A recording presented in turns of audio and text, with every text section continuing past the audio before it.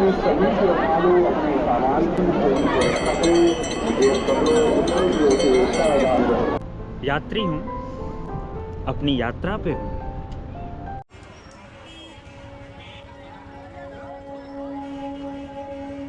आज मैं हरिद्वार की कुछ जगहों के बारे में आपको बताना चाहता हूँ।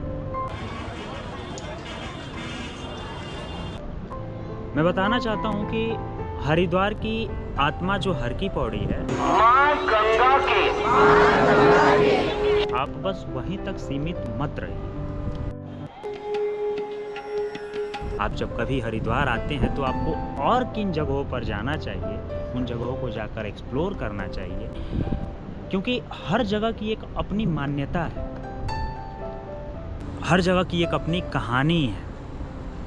जैसे कि आप हर की पौड़ी आते हैं, कहा जाता है कि हरिद्वार की आत्मा है। लोग आते हैं यहाँ पे, लोग मोक्ष प्राप्ति के लिए माँ गंगा में डुबकी लगाते हैं।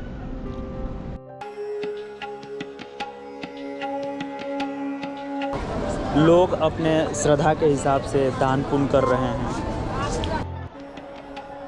चढ़ावा चढ़ा रहे हैं।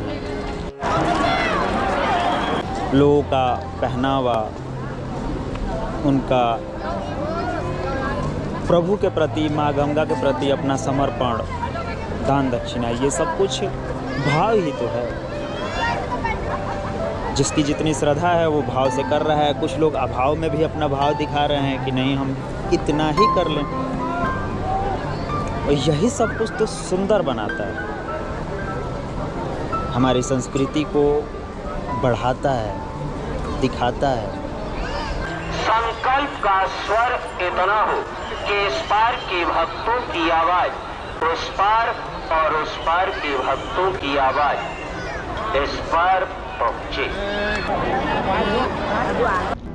इसके बाद आप मनसा देवी टेम्पल जाएं। ये आपकी मनोकामनाएं पूर्ण करती है।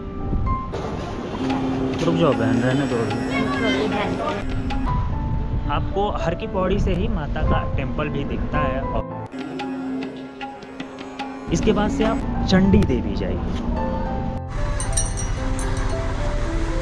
चंडी देवी बिल्कुल उसके अपोजिट, विपरीत साइड में दूसरी पहाड़ी पर। ये बिल पर्वत पर हैं, बिल्लौ पर्वत पर, और वो नील पर्वत पे है। अच्छा, उनको शक्ति का देवी, साहस का देवी, सामर्थ्य की देवी माना जाता है, जीत की देवी है।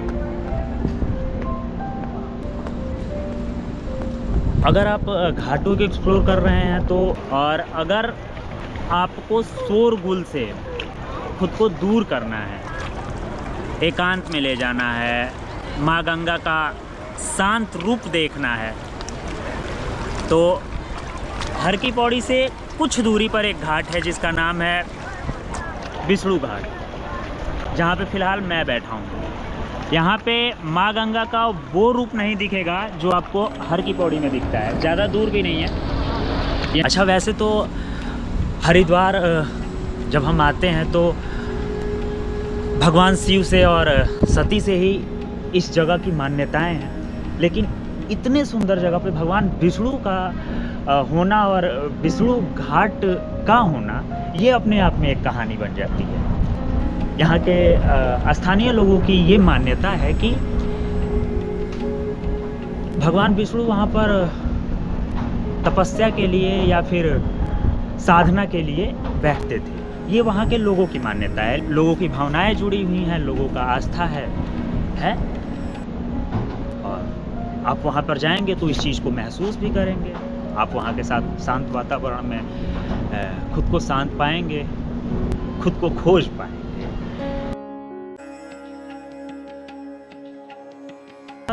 इसके बाद से मेरे हिसाब से आपको जाना चाहिए दक्ष महादेव टेम्पल। वहाँ पर आपको माता सती से जुड़ी हुई कहानियों का आपको अनुभव करने को मिलेगा। सप्तऋषि आश्रम है आसपास में, वहाँ पे आप जाएंगे तो माँ गंगा की 7 धाराएं आपको देखने को मिलेंगी। कहा जाता है कि माँ गंगा खुद ही 7 भागों में बट गई थी, क्योंकि वहाँ पे सप्तऋषि तपस्या में थे और उनकी तपस्या भंग ना हो, उसके लिए माँ अपने रौद्र रूप को, खुद को शांत करने के लिए 7 भागों में ऐसे बट गई थी। तो जब हम जाएंगे, उन जगहों को देखेंगे, वहाँ के इतिहास को जानने का प्रयास करेंगे। बहुत सारी जगह हैं जिन पे हमको, आपको, सबको जाना चाहिए, क्योंकि उसके पीछे भी कहानी है। जब आप जाएंगे, वहाँ के इतिहास को जानने का प्रयास करेंगे, वहाँ की मान्यताओं का जानने का प्रयास करेंगे, वहाँ के लोगों से मिलेंगे, तो आपके जीवन के लिए कुछ किस्से बनेंगे जो आपकी कहानी के लिए बहुत शानदार चीज़ होगी। किस्सों से ही कहानियाँ बनती। अब रात को 11-12 बजे मैं 2 बजे मैं ये वीडियो शूट कर रहा हूँ, और इस वक्त मैं सुबह आया था और पूरे हरिद्वार को मैंने एक्सप्लोर किया अपने हिसाब से। और मेरे मन में आया कि क्यों ना ये बताया जाए कि और कौन सी जगहों पर आपको जाना चाहिए। तो इन जगहों के बारे में हम एक एक करके अलग अलग भी वीडियो बनाएंगे। बाकी अगर हमारी जानकारी, अगर हमारी यात्राएं आपको हमसे जुड़ने के लिए प्रेरित कर रही हो, इच्छा आपके अंदर जागृत हो रही हो, तो प्लीज़ आप लोग हमसे जुड़िए, क्योंकि आपके प्यार के अभाव में कहीं ऐसा ना हो कि हम बट जाएं। लेकिन मुझे सीखने की एक ललक है, जिज्ञासा है मेरे अंदर जानने की।